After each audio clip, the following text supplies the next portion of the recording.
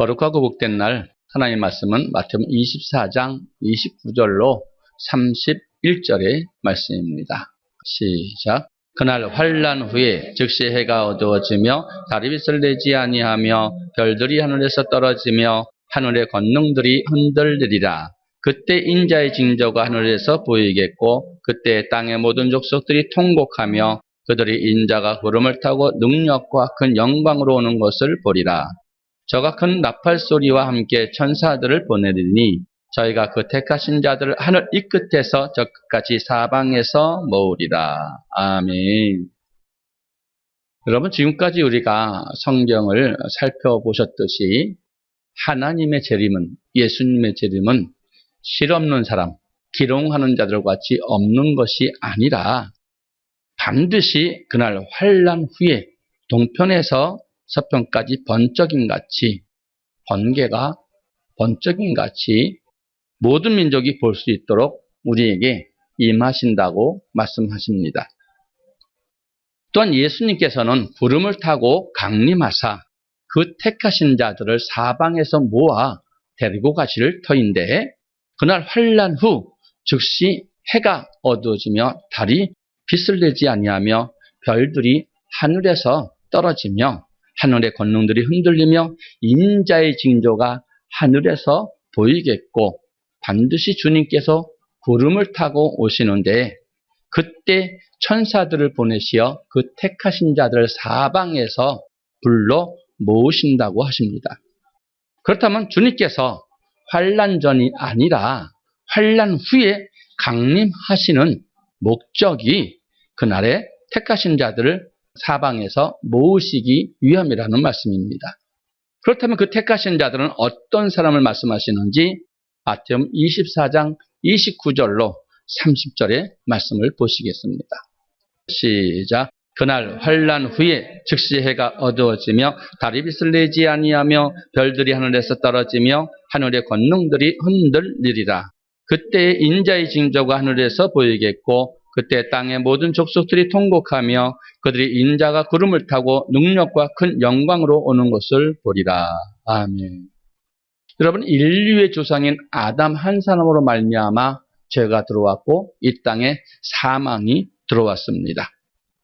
이에 하나님은 창세기 3장 15절에서 여자의 후손을 통해서 뱀의 머리를 상하게 할 것을 약속하셨고 그 약속대로 예수께서는 지금부터 2000여 년 전에 이 땅에 육신의 몸을 입고 오셔서 십자가에 피 흘려 죽으시고 장사된 지 3일 만에 부활하고 사망 권세를 이기시고 승천하사 하나님의 영광의 우편의 자리에 앉으셨습니다. 그리고 예수님은 죽으시기 전에 제자들에게 반드시 주님께서 살아나신 일과 살아나셔서 부활하시고 하나님의 우편에 앉아 계시고 또한 구름을 타고 이 땅에 다시 재림하실 것을 약속하셨습니다. 그렇다면 예수께서 왜 다시 다시 오실까요? 이에 관해서는 초림의 주님보다 앞서 와서 그 길을 평탄하게 하신 세례 요한의 설교를 우리가 들어보면 짐작할 수 있습니다. 마태복음 3장 11절로 12절의 말씀입니다. 시작. 나는 너희로 회개케 하기 위하여 물로 세례를 주거니와 내 뒤에 오시는 이는 나보다 능력이 많으시니 나는 그의 신을 들기도 감당치 못하겠노라. 그는 성령과 불로 너희에게 세례를 주실 것이요 손에 키를 들고 자기의 타작마당을 정하게 하사 알곡은 모아 곳간에 들이고 죽중에는 꺼지지 않는 불에 태우시리라. 아멘. 지금 세례 요한의 설교에서는 예수께서 오셔서 성령과 불로 세례를 줄 거라고 말씀하고 있습니다. 여기서 성령 세례는 사도행전 2장에 나오는 마가다락방에서 주신 보혜사 성령을 의미합니다. 그렇다면 말씀과 같이 불 세례는 무엇을 뜻하시는가? 12절에서 볼 때 이는 세상 끝에 이루어질 불 심판을 의미합니다. 그리고 베드로후서 3장 6절로 12절에서 말씀하신 것 같이 노아의 때는 물이 넘침으로 말미암아 세상을 멸망하였으나 이제 하늘과 땅은 동일한 말씀으로 불로 심판하시기 위하여 멸망의 날까지 보존해 두신 것이라고 말씀하심을 우리는 보았을 것입니다. 즉 초림의 주님은 성령을 주시기에 오셨지만 재림의 주님은 불로 심판하시기 위해서 이 땅에 임하신다는 말씀입니다. 이처럼 예수께서 다시 오시는 까닭은 불로 세상을 심판하시기 위함인데 왜 환난 전이 아니라 환난 후에 오셔서 세상을 불로 심판하실까요? 이는 환난을 통해서 알곡과 쭉정이를 분별하시기 때문입니다.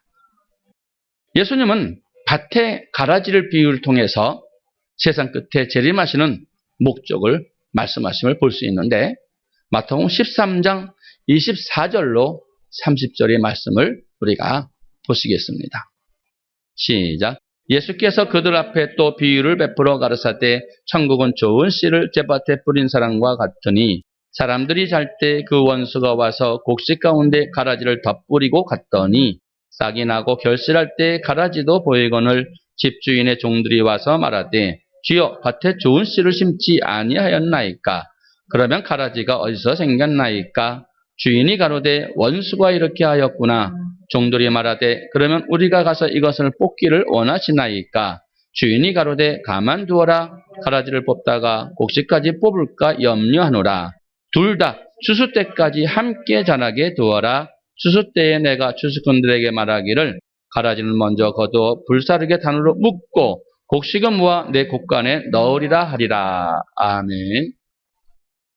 여러분 지금 천국은 좋은 씨를 제-밭에 뿌린 사람과 같다고 말씀하시며 싹이 나고 결실할 때에 가라지도 보인다고 말씀합니다. 그때 종들이 와서 주인에게 말합니다.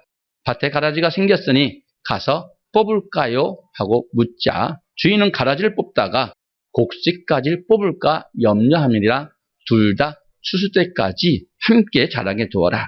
추수 때에 추수꾼들에게 말하여 가라지는 불사르게 단으로 묶고 곡식은 모아 내 곡간에 넣으리라고 말씀하심을 보셨습니다.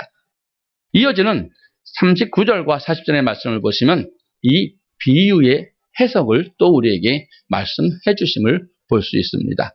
시작. 가라지를 심은 원수는 마귀요 추수 때는 세상 끝이요 추수꾼은 천사들이니 그런즉 가라지를 거두어 불에 사르는 것 같이 세상 끝에도 그러하리라. 아멘. 말씀처럼 예수께서 말씀하시기를 추수 때는 세상 끝, 추수꾼은 천사들이라고 말씀하시면서 추수꾼들이 추수할 때에 곡식을 모아 곡간에 들이시고 가라지는 거두어서 불 사르는 것 같이 세상 끝에도 예수께서 구름 타고 오시면서 그 천사들을 보내어서 곡식은 모아 생명의 부활로 가라지는 거두어서 하나님의 불심판에 들어가게 하시겠다는 말씀입니다. 여러분 그렇다면 추수 때의 알곡과 쭉정이는 어떻게 가려내는가요? 세례 요한은 예수께서 손을 키를 들고 자기 타작마당을 정하게 하사 알곡을 모아 곡간에 들이고 쭉정이는 꺼지지 않는 불에 태우신다고 말씀하심을 마태복음 3장 12절에서 말씀합니다. 시작. 손에 키를 들고 자기 타작마당을 정하게 하사 알곡을 모아 곡간에 들이고 쭉정이는 꺼지지 않는 불에 태우시리라. 아멘. 여러분 말씀을 보신 것 같이 손에 키를 들고의 키는 바람을 이용해서 알곡과 쭉정이를 고르는 도구입니다. 알곡과 쭉정이가 함께 섞여 있을 때는 우리가 알곡과 쭉정이를 분별하기가 어렵지만 키에 얹고 바람에 날리게 되면은 그 바람에 의해서 쭉정이는 날아가고 알곡은 모아 들이는 것은 우리는 알고 있습니다. 이 같은 퀴즈를 통해서 알곡과 쭉정이를 가려낸다는 말씀입니다. 그렇다면 이 퀴즈는 또 무엇을 의미할까요? 추수 때는 세상 끝, 곧 주님께서 강림하실 때를 말하며 주님은 그날 환난 후에 강림하셔서 택한 자를 모아서 데려가실 것이라고 말씀하셨습니다. 그러므로 종말론적으로 볼 때 퀴즈는 그날 환난을 곧 예수께서 재림하시기 전에 있을 두 짐승에 의한 42달 동안 3년 반 동안 1260일 동안 받을 환난임을 우리가 짐작할 수 있습니다. 계시록 13장 4절로 17절의 말씀을 보시면 우리가 이해할 것입니다. 시작. 용이 짐승에게 권세를 주므로 용에게 경배하며 짐승에게 경배하여 가로되 누가 이 짐승과 같으뇨 누가 능히 이로 더불어 싸우리요 하더라. 또 짐승이 큰 말과 참남된 말하는 입을 받고 또 42달 일할 권세를 받으니라. 짐승이 입을 벌려 하나님을 향하여 회방하되 그의 이름과 그의 장막 곧 하늘에 거하는 자들을 회방하더라. 또 권세를 받아 성도들과 싸워 이기게 되고 각 족속과 백성과 방언과 나라를 다스리는 권세를 받으니 죽임을 당한 어린 양의 생명책에 창세 이후로 농명되지 못하고 이 땅에 사는 자들은 다 짐승에게 경배하리라. 누구든지 기가 있거든 들을지어다. 사로잡는 자는 사로잡혀 것이요 칼에 죽이는 자는 자기도 마땅히 칼에 죽으리니 성도들이 인내와 믿음이 여기 있느니라. 내가 보매 또 다른 짐승이 땅에서 올라오니 새끼양같이 두 뿔이 있고 말하더라. 저가 먼저 나온 짐승의 모든 권세를 그 앞에서 행하고 땅과 땅에 거하는 자들로 처음 짐승에게 경배하게 하니 곧 죽게 되었던 상처가 나은 자니라.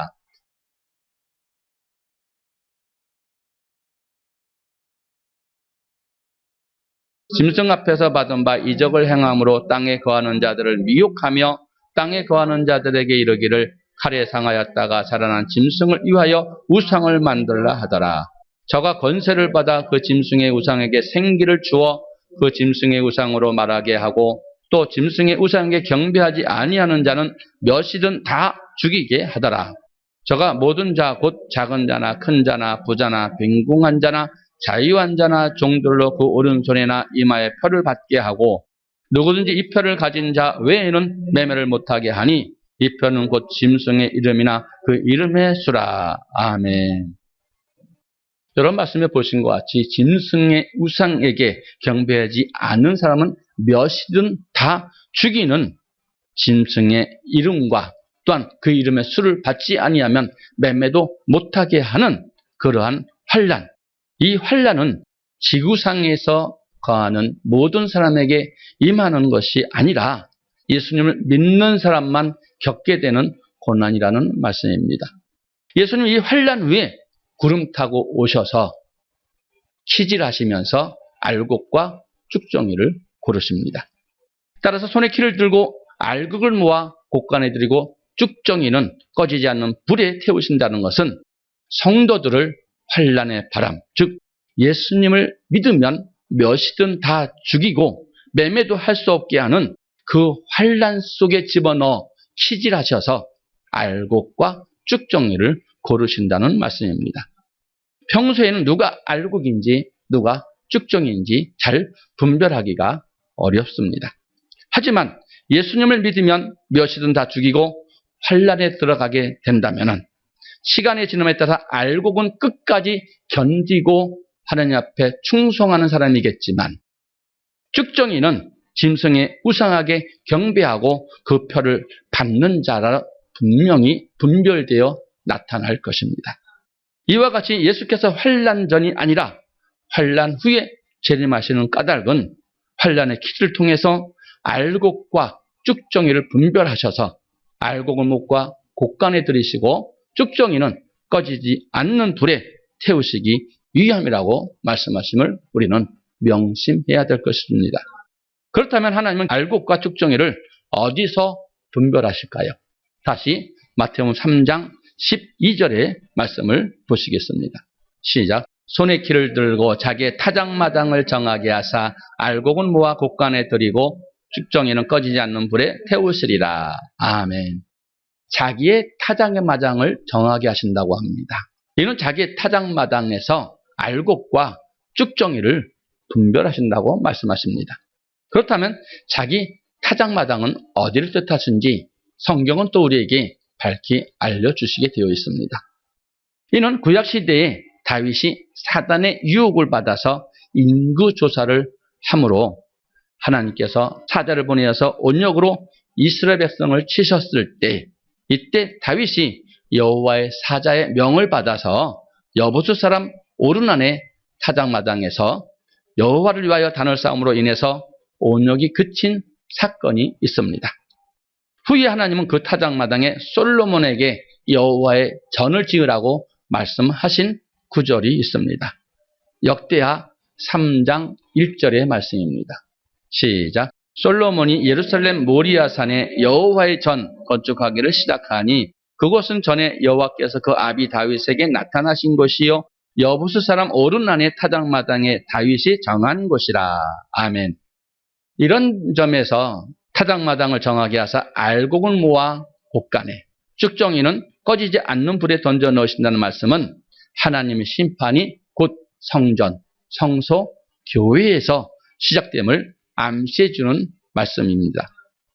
또 실제로 하나님은 남유다를 멸하실 때 성소에서 심판을 시작하셨습니다.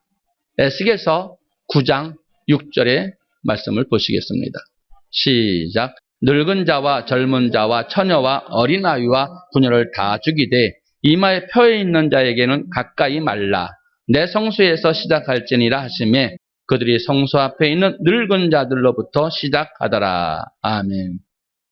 하나님은 예루살렘 성읍에 6사람의 사자를 보냅니다. 그리고 한 사람은 허리에 먹그릇을 찬 그 하나에게는 예루살렘에 있는 죄를 위하여 탄식하며 우는 자의 이마에 표를 하게 하고 나머지 5사람에게는 그 외의 모든 사람, 표하를 하지 않은 모든 사람을 다 죽이라고 말을 합니다. 그런데 그 심판은 어디서 시작한다고 말씀하셨습니까? 내 성소에서 시작할지니라 라고 말씀하셨습니다.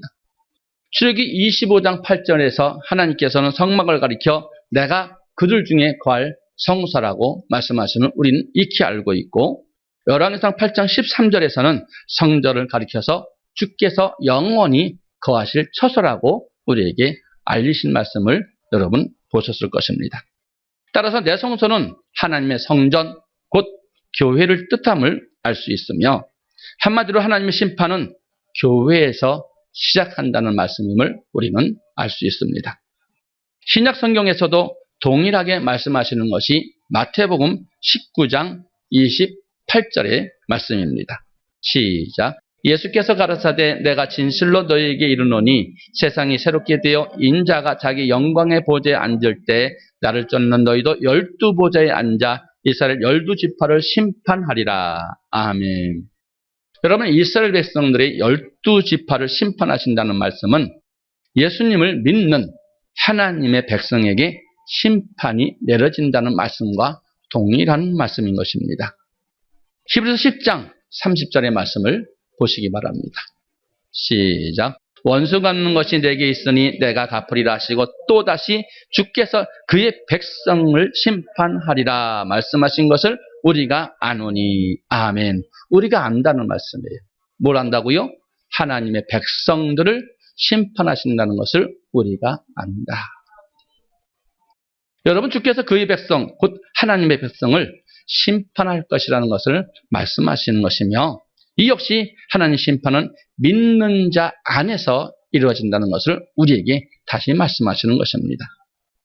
베드로전서 4장 17절의 말씀을 보시겠습니다. 시작. 하나님의 집에서 심판을 시작할 때가 되었나니 만일 우리에게 먼저 하면 하나님의 복음을 순종치 아니한 자들이 그 마지막이 어떠하며. 아멘. 하나님의 집에서 심판하실 것을 말씀하고 있지요. 하나님께서는 요한복음 3장 18절에 이렇게 말씀하십니다. 시작. 저를 믿는 자는 심판을 받지 아니하는 것이요 믿지 아니하는 자는 하나님의 독생자의 이름을 믿지 아니하므로 벌써 심판을 받은 것이니라. 아멘. 그래서 여러분, 믿지 않는 자와 교회와는 상관이 없는 것입니다. 반드시 믿는 자를 교회 안에서 심판하신다고 말씀하셨습니다. 그리고 또 그 심판하시는 자를 어떤 심판하시는지 요한복음 3장 18절과 또 동일한 말씀이 데살로니가 후서 1장 8절과 9절의 말씀을 보시면 더 정확하게 아실 것입니다. 시작. 하나님을 모르는 자들과 우리 주 예수의 복음을 복종치 않는 자들에게 형벌을 주시리니 이런 자들이 주의 얼굴과 그의 힘의 영광을 떠나 영원한 멸망의 형벌을 받으리로다. 아멘. 그러므로 주께서 강림하시는 날이 있을 하나님의 심판은 교회 안에서, 즉 믿는 자 안에서 심판 시작될 것이라는 말씀입니다. 또한 요한계시록에서도 하나님의 심판은 7교회 안에서 이루어지는데 이기는 자는 새 예루살렘을 유업으로 받을 수 있지만 이기지 못한 자는 불과 유황에 타는 불에 참여한다고 말씀하셨습니다.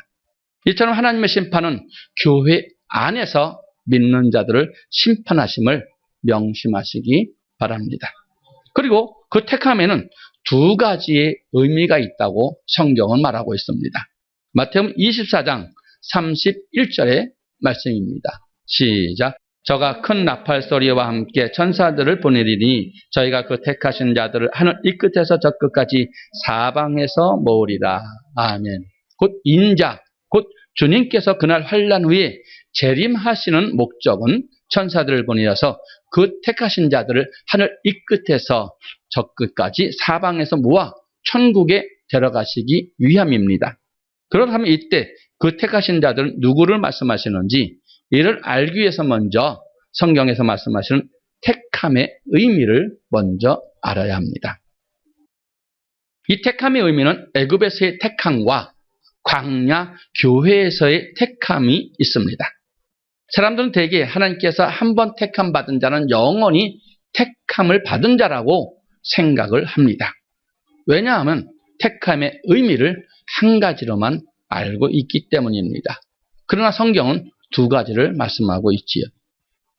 먼저 애굽에서 곧 세상에서 광야, 교회로 택함이 있습니다.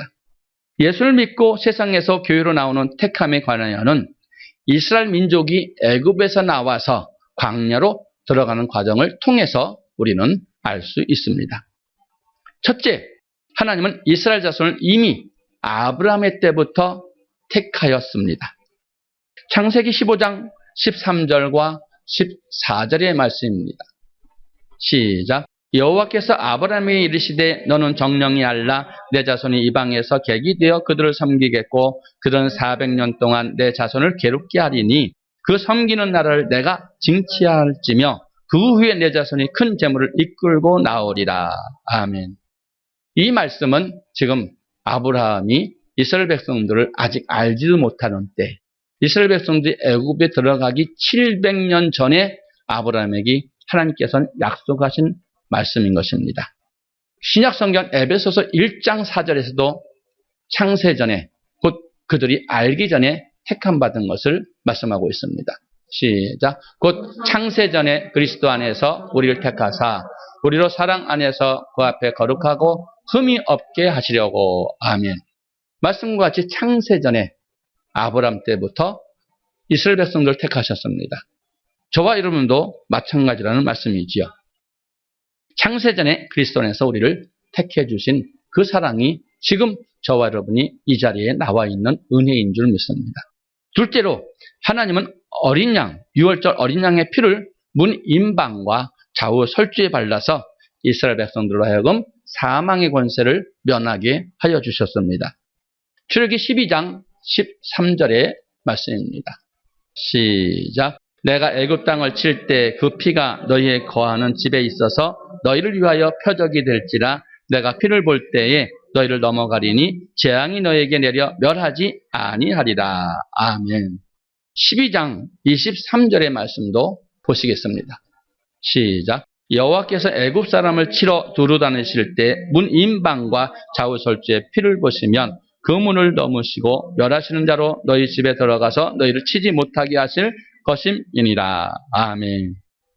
이 사건은 지금부터 2000년 전에 예수께서 오셔서 하나님께서 죄로 죽었던 우리의 모든 삶을 구원해 주시고 또한 우리의 죄악을 담당하시기 위해서 십자가에 피 흘려 죽인 사건과 똑같이 예표하신 것입니다. 또한 세 번째로는 하나님은 구름기둥과 불기둥으로 이스라엘 백성들을 직접 인도하셨습니다. 출애굽기 13장 21절로 22절의 말씀입니다. 시작. 여호와께서 그들 앞에 행하사 낮에는 구름기둥으로 그들의 길을 인도하시고 밤에는 불기둥으로 그들에게 비치사 주야로 진행하게 하시니 낮에는 구름기둥 밤에는 불기둥이 백성 앞에서 떠나지 아니하니라. 아멘. 하나님께서는 애굽에서 인도하신 이스라엘 백성들을 불기둥과 구름기둥으로 직접 인도하셨듯이 오늘날에도 우리를 성령께서 인도하시고 계신다는 말씀입니다. 여러분이 사업에 실패하고 질병에 학업에 여러 가지 고통을 당하신 사람도 있겠지만 하나님 앞에서 구원 얻기 위해서 여기 교회에 오실 때 여러 가지 사건이 있을 줄 믿습니다. 그 사건 모두가 하나님께서 우리를 불기둥 구름으로 인도하셔서 하나님 앞에 서게 하기 위해서 여기까지 인도하셨다는 말씀과 같습니다. 넷째로는 이스라엘 자손을 홍해 건넌 후 여호와를 구원의 하나님이라고 고백하게 하였습니다. 출애굽기 15장 1절과 2절의 말씀입니다. 시작. 이때 모세와 이스라엘 자손이 이 노래로 여호와께 노래하니 일렀으되 내가 여호와를 찬송하리니 그는 높고 영화로우시며 말과 그 탄자를 바다에 던지셨음이로다.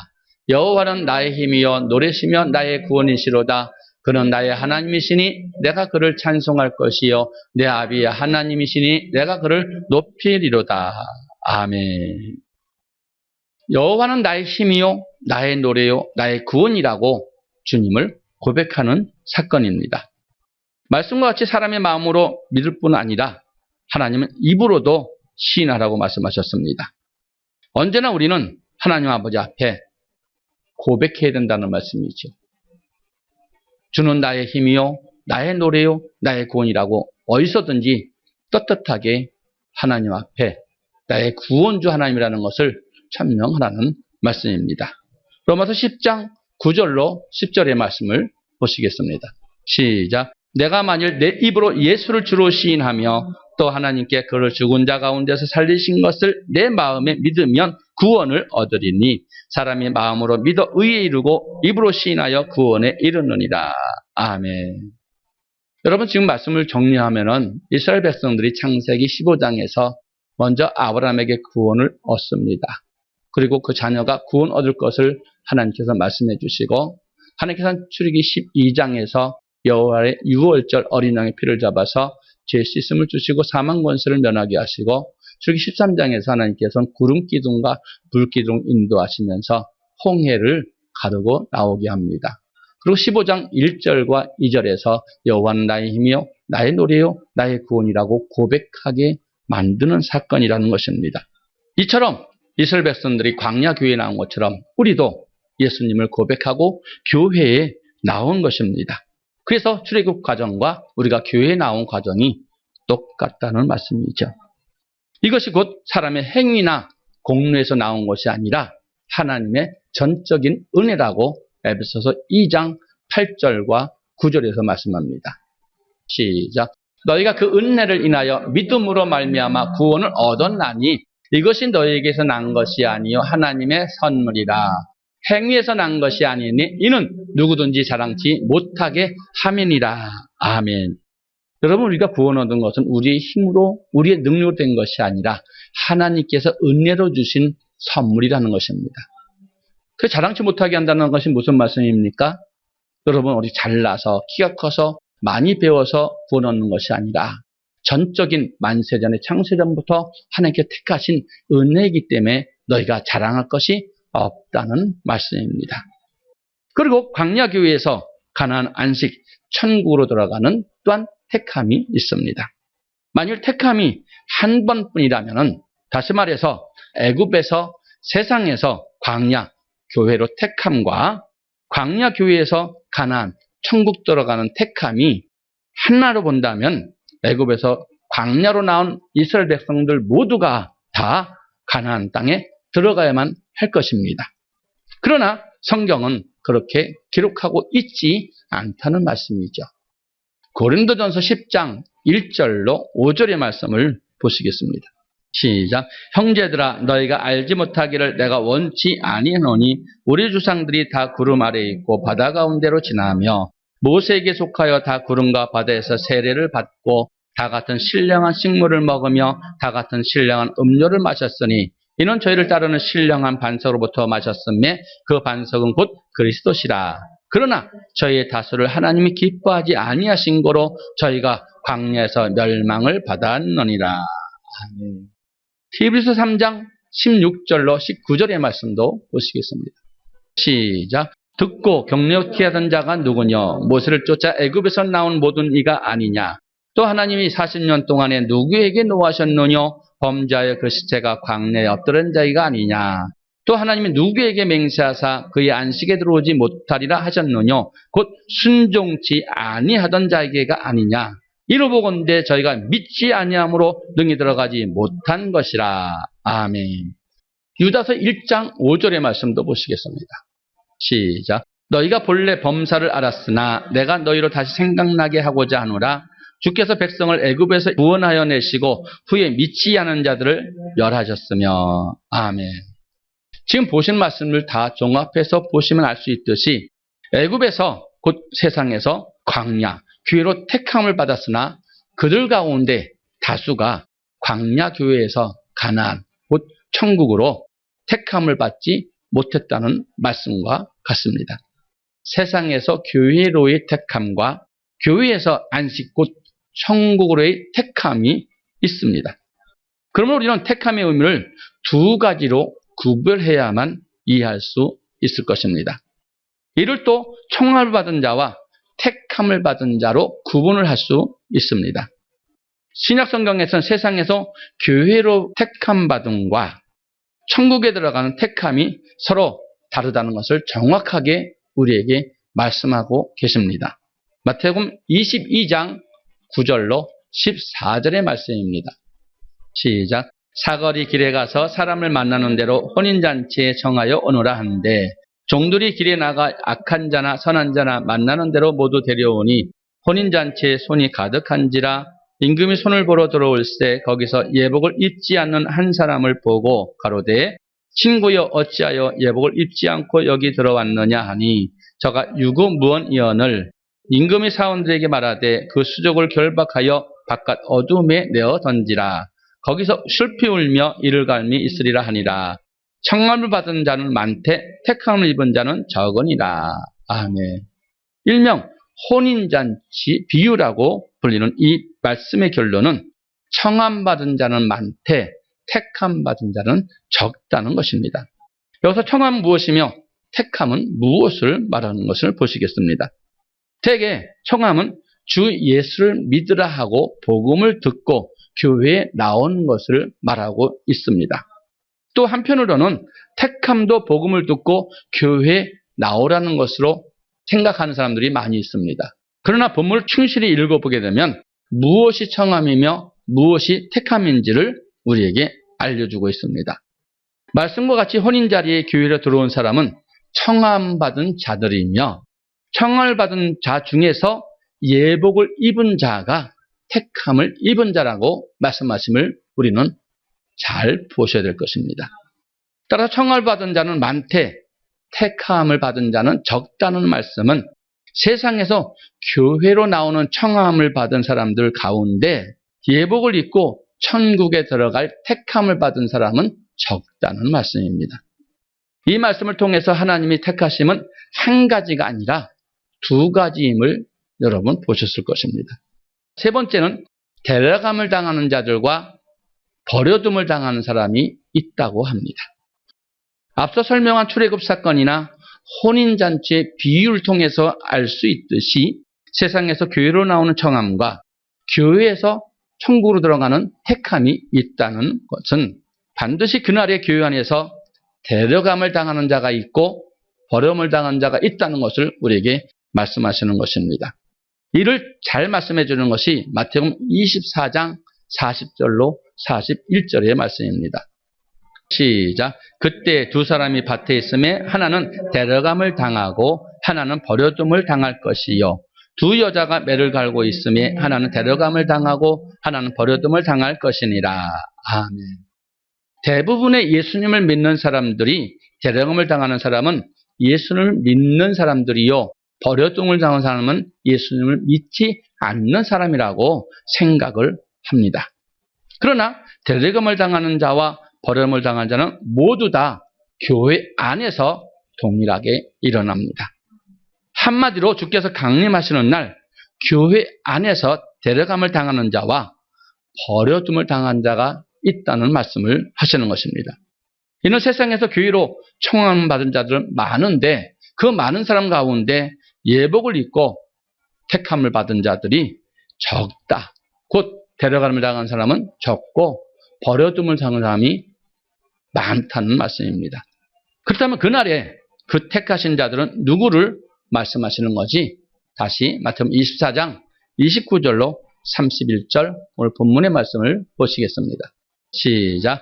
그날 환난 후에 즉시 해가 어두워지며 달이 빛을 내지 아니하며 별들이 하늘에서 떨어지며 하늘의 권능들이 흔들리리라.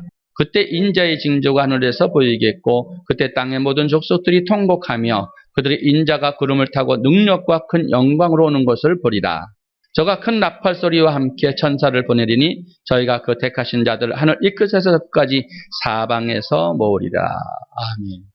이와 같이 앞에서 살펴본 말씀과 같이 성경은 하나님의 택하심을 두 가지로 말씀하고 있습니다. 그렇다면 마태복음 24장 31절에 저가 큰 나팔 소리와 함께 천사들을 보내리니 저희가 그 택하신 자들 하늘 이 끝에서 저 끝까지 사방에서 모으리라는 말씀에서 택하신 말씀은 어느 것에 해당하는 걸까요? 하나님의 심판은 교회에서, 즉 믿는 자 안에서 시작합니다. 따라서 이 말씀에서 택하심은 세상에서 교회로 청함받는 의미하는 것이 아니라 교회에서 천국으로 택함받는 것을 의미하는 말씀입니다. 즉 주님께서 재림하셔서 예수님을 믿는 사람들을 모두 천국으로 데려가는 것이 아니라 교회 안에서 예수님을 믿는 믿음이 있는 자, 그 택하신 자들만 천국으로 데려가신다는 말씀인 것입니다. 그러므로 우리는 그 환난 후 주께서 구름 타시고 오셔서 천사들을 보내어 그 택하신 자들 하늘 이 끝에서 저 끝까지 사방에서 불러 모으실 때 반드시 버려둠을 당하지 않고 택함을 받아서 데려감을 당하는 자가 되어야 된다는 말입니다. 그날에 택함 받은 자가 되기 위해서 우리는 어떻게 해야 되는지 이에 관해서 성경 전체에서 말씀하고 있으나 마태복음 안에서 택함 받은 사람은 어떤 사람인지를 우리에게 알려주시는 말씀이 있습니다. 어떤 사람이 택함 받은 사람이냐? 먼저 회개에 합당한 열매를 맺는 자입니다. 두 번째, 너희의 의가 서기관과 바리새인보다 더 나은 자를 말합니다. 또 세 번째, 하나님의 뜻대로 행하는 자가 천국 들어간다고 합니다. 네 번째로 반석 위에 집을 짓는 자가 천국 들어간다고 합니다. 또 사람 앞에서 주의 이름을 시인하는 자가 천국 들어갑니다. 또 결실을 맺는 자, 좋은 고기, 의인을 말합니다. 또 예복을 입는 자, 또한 환난을 끝까지 견디는 자, 기름 준비하는 자, 달란트를 남긴 자, 또한 양임이 되는 자를 하나님께서는 반드시 천국으로 입성, 곧 택해 주신다고 말씀하심을 볼 수 있습니다. 이러한 사람이 택함을 받은 자요, 예복을 입은 자요, 들림 받는 자라고 말씀하셨습니다. 그날 환난 후에 구름을 타고 오시는 목적이 천사와 함께 심판하러 오시는데 청을 받은 자와 택함 받은 자를 심판하러 오시고 심판은 교회 안에서 믿는 자를 심판하시는데 예복을 입은 자와 예복을 입지 않는 자를 하나님께서 분별하신다고 말씀하시고 반드시 믿는 자가 들림받는다는 거 말씀하시고 믿지 않는 자, 곧 복음에 복종하지 않는 자는 들림받지 못한다고 말씀하시면 우리는 잘 봤습니다. 우리는 이제 말씀을 잘 배우고 알아서 반드시 주님 앞에 서서 잘했다 칭찬받을 수 있는 예복, 곧 믿음으로 서서 하나님 앞에 영광 돌리는 저와 여러분 되기를 축원합니다.